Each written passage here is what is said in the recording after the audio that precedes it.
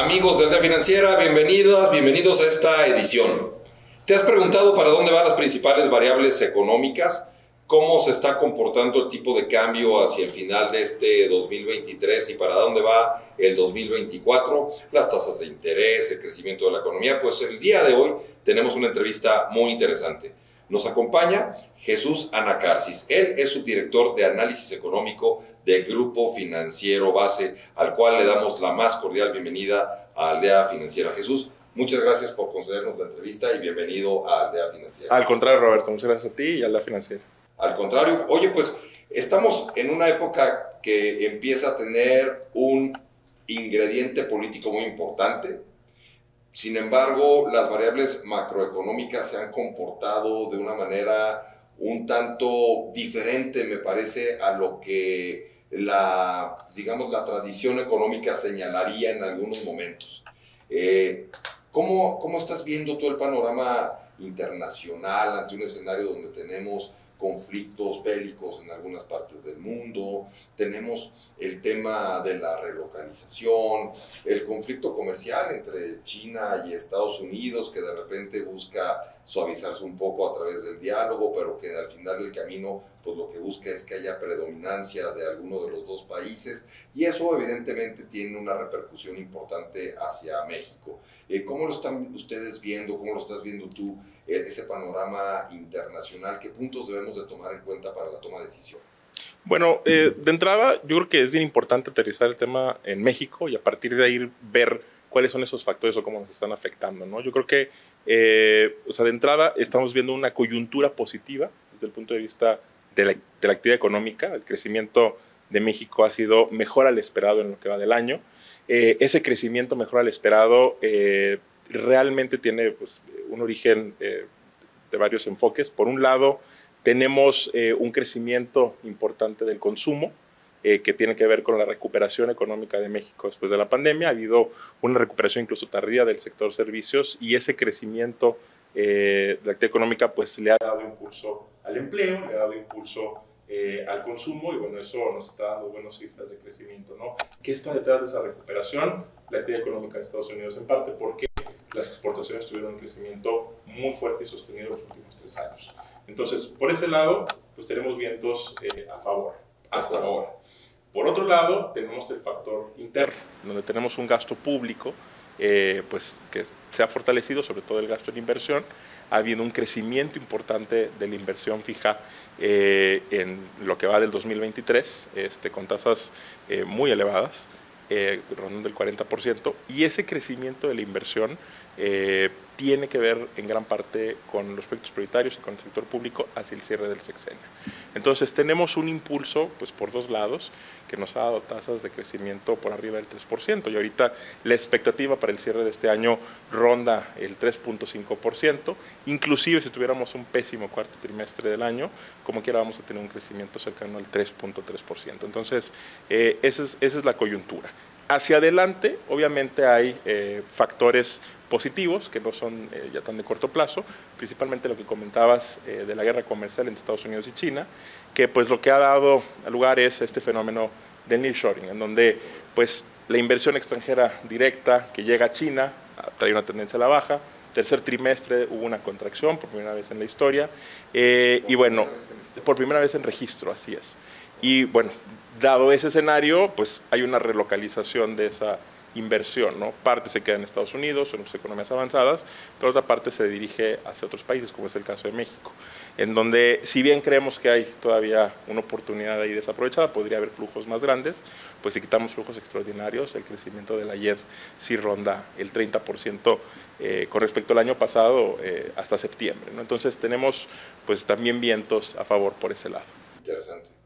Y desde la perspectiva del tipo de cambio, hemos visto que este indicador que es tan sensible para la gente es bien interesante cómo el tipo de cambio genera una sensación de estabilidad o de inestabilidad dependiendo qué tanto está oscilando.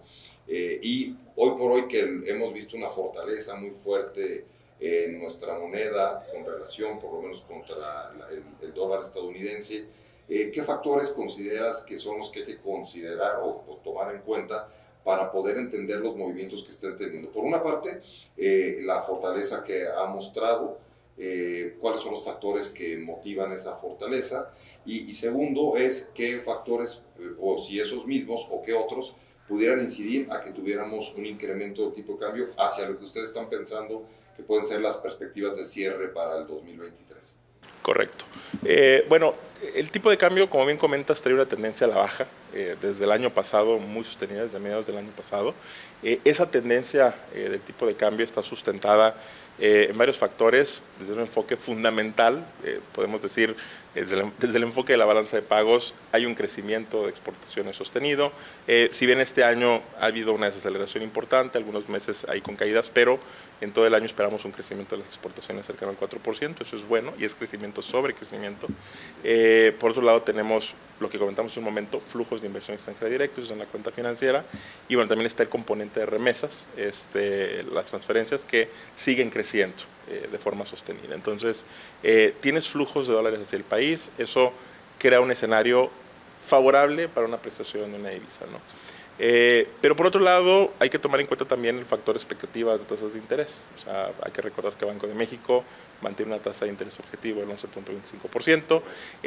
Si bien la inflación muestra una tendencia a la baja, todavía hay algunos riesgos, sobre todo en el componente subyacente de servicios. Yo creo que es el que más claro se ve que no hay una tendencia a la baja y la inflación está rondando el 5% anual desde hace muchos meses.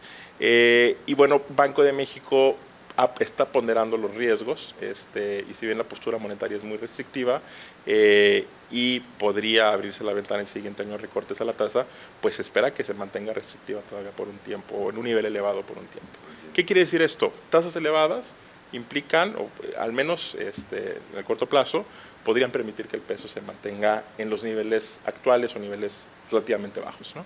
Y bueno, hay que recordar también que el mercado cambiario es altamente especulativo. Si nos vamos al mercado especulativo, pues se pueden ver posiciones especulativas en el mercado de futuros, en donde durante prácticamente todo el año hemos visto un posicionamiento a favor del peso. Si bien en algunos periodos esas posiciones se reducen porque hay mayores riesgos, está el tema de Israel, por ejemplo, y hubo un episodio que incomoda al mercado. En marzo, con la incertidumbre bancaria en Estados Unidos, hubo otro periodo que incomoda al mercado y vimos pequeñas subidas del tipo de cambio.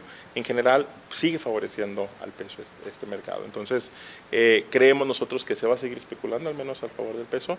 Si bien eso no va a traer una mayor apreciación del peso, creemos que hay un piso alrededor de los 17 pesos por dólar. Sí creemos que se va a mantener en este espacio entre 17 y 17.50 hacia finales del año, y para el siguiente año pues ya es otro escenario, cambian algunas cosas, ¿no?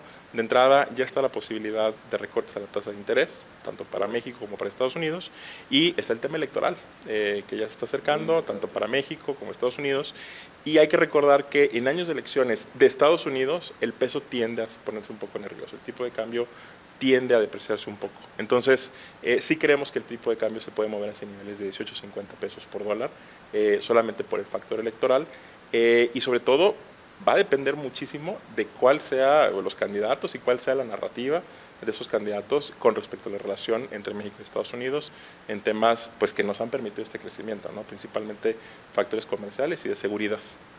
La inflación ha sido uno de los principales factores que ha motivado el incremento de las tasas de interés, un movimiento de política monetaria por parte del Banco Central.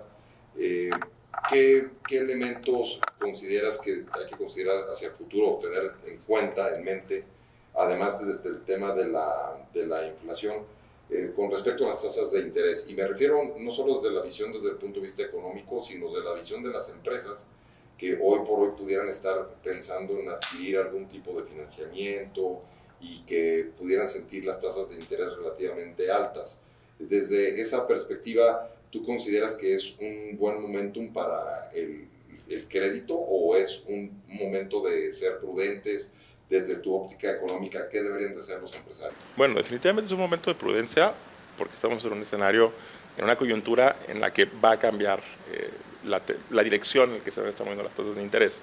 Entonces, lo que creemos ahorita es que realmente tal vez podría ser conveniente esperar un poco para ese tema de adquisición de créditos porque las tasas sí van a bajar. Pero lo que también hemos visto es que el otorgamiento de crédito durante los últimos años ha seguido creciendo a pesar de las altas tasas de interés.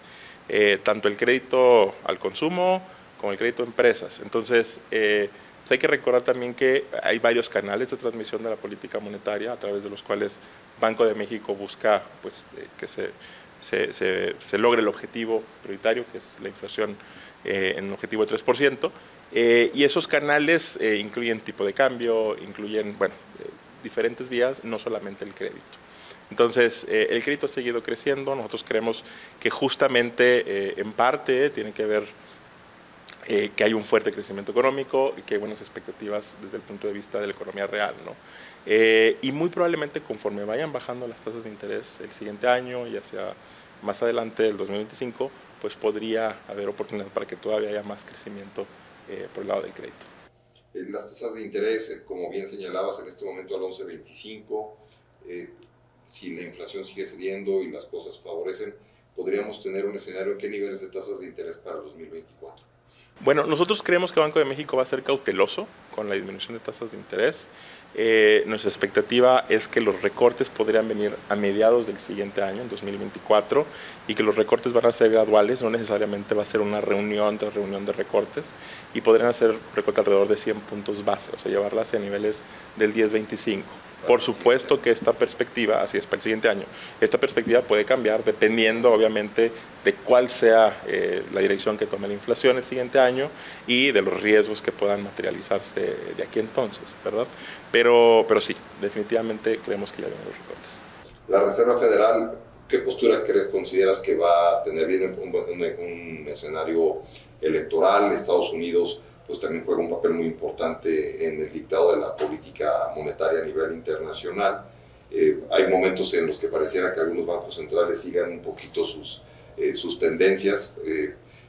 ¿Hacia dónde ves que se estará moviendo de acuerdo a las señales que actualmente se tienen? Mira, me parece excelente que traigas a colación el tema electoral, de los años electorales con la política monetaria, porque justamente, y me regreso un poco a México, lo que estamos viendo del crecimiento que está impulsado, como te decía en principio, por la parte de gasto público, para el siguiente año hay que recordar que viene un déficit presupuestario importante, cercano al 5% del PIB.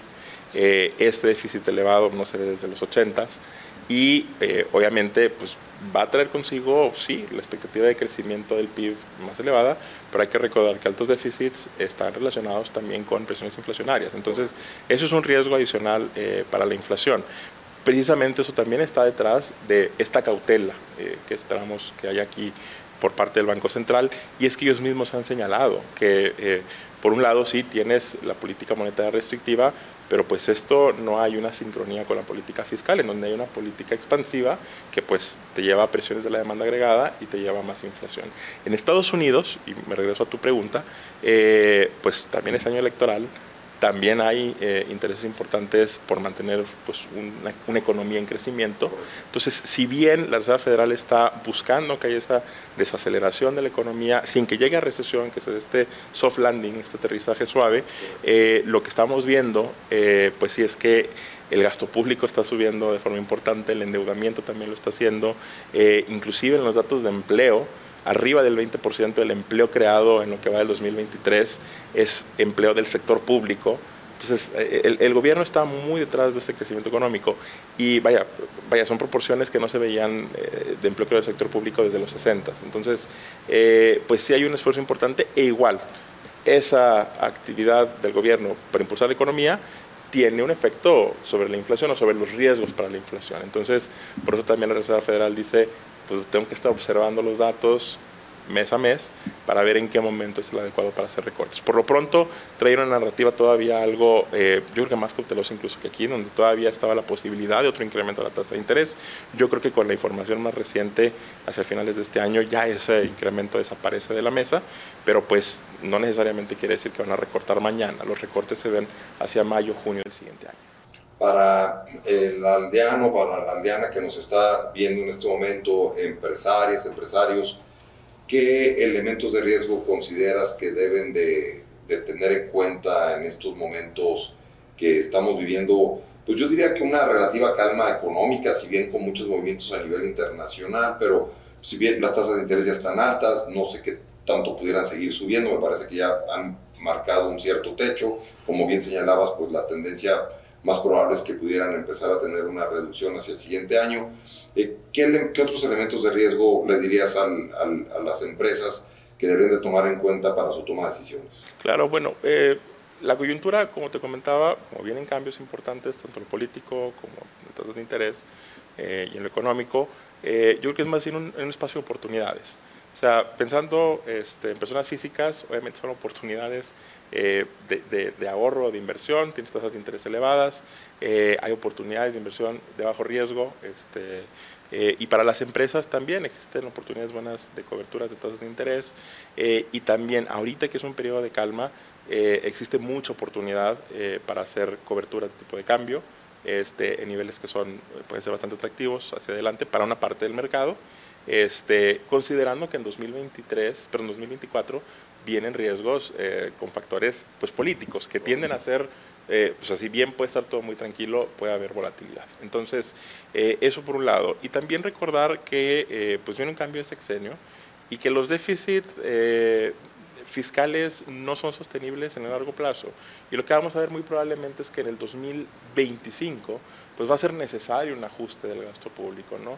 Claro que en las elecciones nadie va a hablar de reformas fiscales, no de frente, pero pues puede ser un escenario yo creo que altamente probable, sobre todo para que México siga siendo atractivo para la inversión, para que no haya tema con las calificadoras, y lo que va a venir ahí pues va a ser un ajuste del gasto público probablemente. Entonces las expectativas de crecimiento, si bien son buenas para este año, para el 2024, para el 2025 pues ya hay un escenario más retador en donde creemos que el crecimiento sí se puede desacelerar de forma importante, ver tasas de crecimiento en el año cercanas al 1%, vaya, sin que esto se convierta en una crisis, pero sí una desaceleración. Entonces, pues sí, regresando a tu pregunta, pues es un momento de oportunidades, tanto en temas de ahorro como en temas de preparación para las empresas, en donde tienes tasas de interés atractivas, en donde tienes oportunidad de hacer coberturas y prepararte para el siguiente año.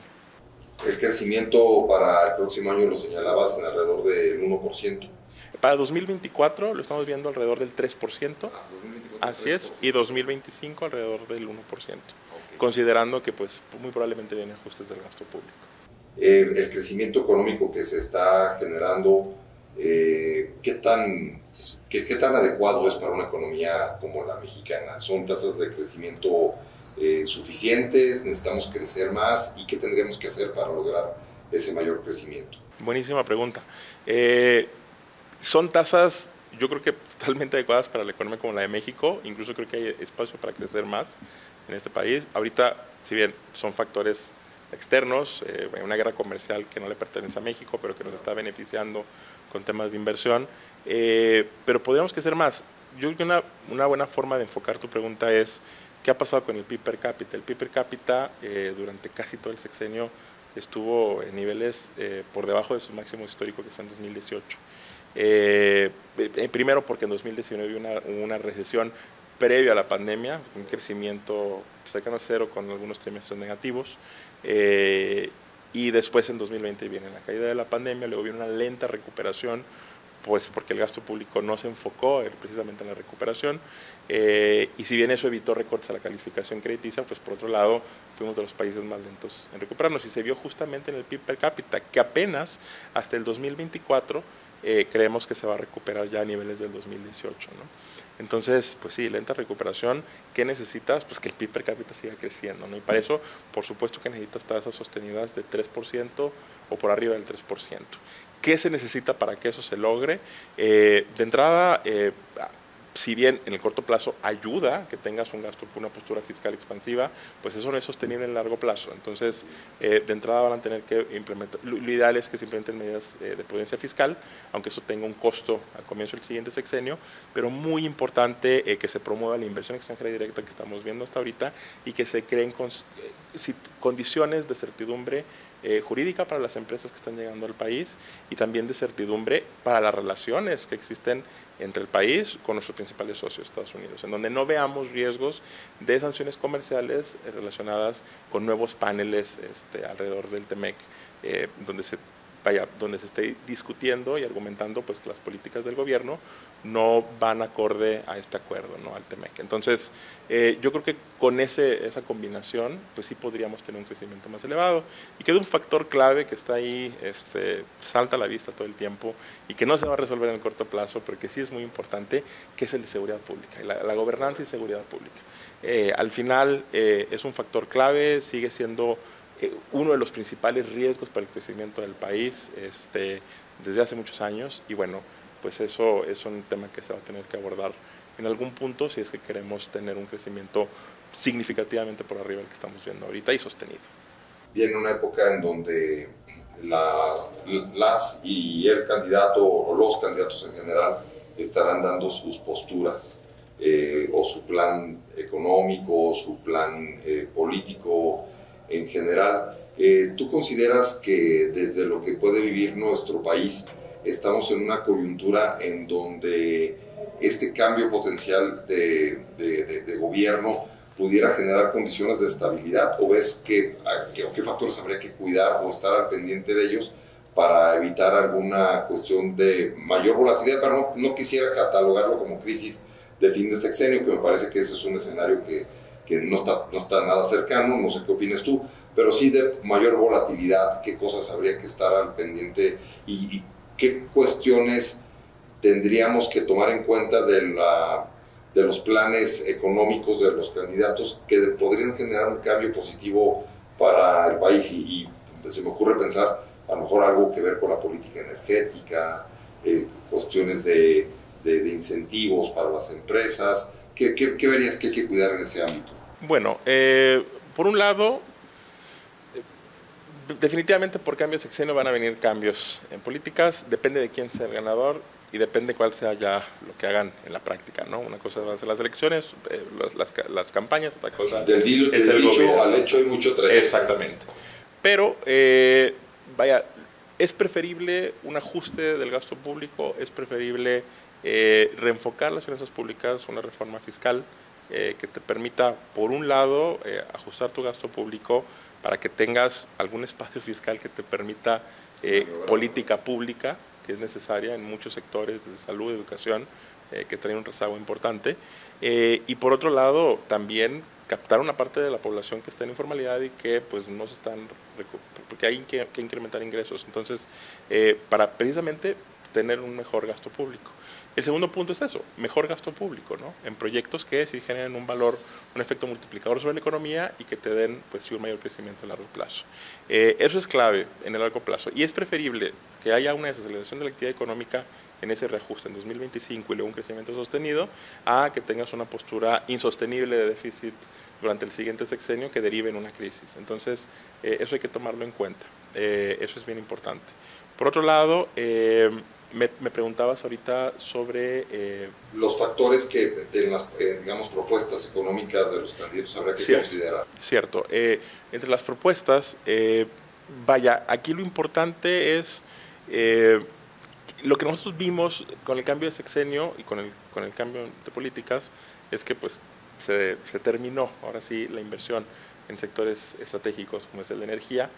Durante el sexenio pasado sí hubo un incremento importante en el sector y parte de la queja de empresas que van llegando al país pues es eso, que tienes una red insuficiente para más inversión y para más planta y más crecimiento. Entonces sí necesitas inversión en sectores de servicios básicos, servicio eléctrico, incluso distribución de agua. Entonces tienes muchas áreas de oportunidad que necesitan de inversión privada.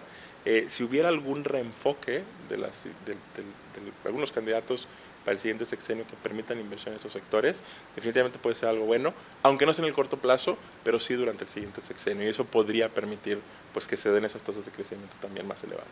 Estamos llegando al final de la entrevista y antes de darte las gracias, Jesús, preguntarte qué consejo financiero le puedes dar a los aldeanos en esta época. Definitivamente prudencia. Como comentábamos, estamos a un cambio de año, un inicio de año electoral, un cambio también posible en el escenario de tasas de interés.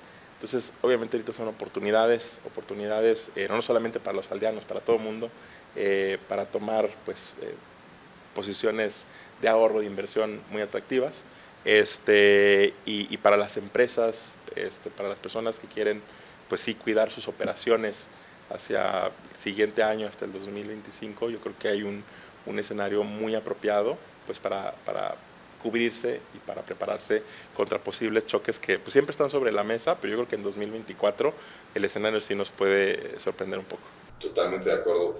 Jesús Anacarsis, subdirector de análisis económico de Grupo Financiero Base, muchísimas gracias por estar con nosotros en esta ocasión aquí en Aldea Financiera. No, al contrario, Roberto, muchas gracias a ti. Esperamos pronto volverte a tener y nos despedimos de todos ustedes agradeciéndoles como siempre el favor de su atención, pidiéndoles que nos sigan en las redes sociales, nos indiquen qué otros temas quieren que tratemos y ya saben, me despido de ustedes deseándoles que tengan un día así, con tendencia positiva. Hasta la próxima.